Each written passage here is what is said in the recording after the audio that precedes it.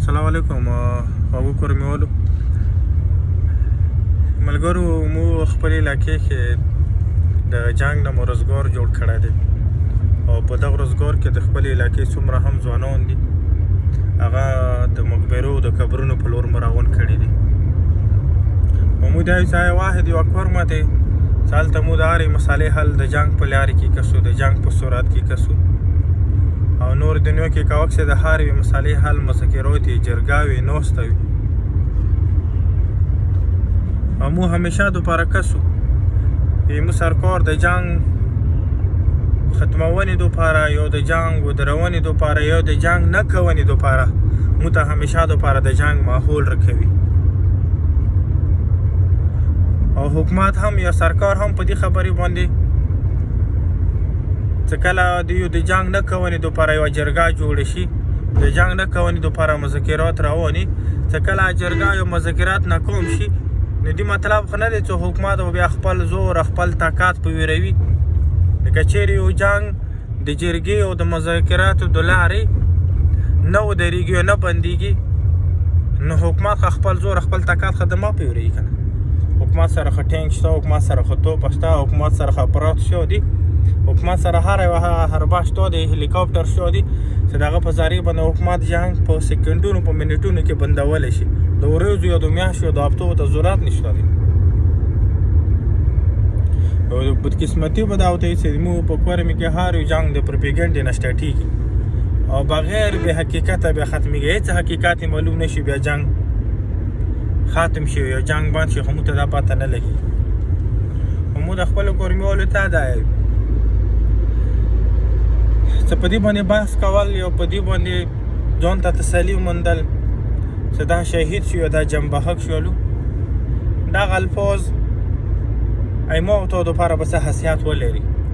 خو د هغو خاندانونو دوپاره یا د هغو میاندو دوپاره یا د هغو خویندو دوپاره دا الفاظ کپي نه دي نه د القاب کپي دي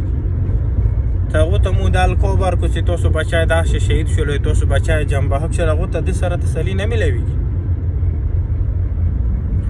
مو ټولو کورمیوالو ته وایو هر یو کس د جنګ د جوړونې یا د جنګ د کونې پیور مه کوو به هېڅ هر یو سړی مو دغه کوشش وکړو چې زموږ علاقې کې جنګ ویلې کېږي د ځمکو جنګ د ونو جنګ د غرونو جنګ دا ټول هغه جنګونه دي چې دا زموږ د علاقې لپاره خیر نه راوړي او دا زموږ لپاره لویه د افسوس خبره دی چې د سرکاري جرګو باوجود د سرکاري اجلاسونو باوجود د سرکاري دفترو افسرانو باوجود مو همیشه دوپاره په جنګ باندې مجبوري کیږو مو همیشه دوپاره د جنګ طرف ته مخکې کیږو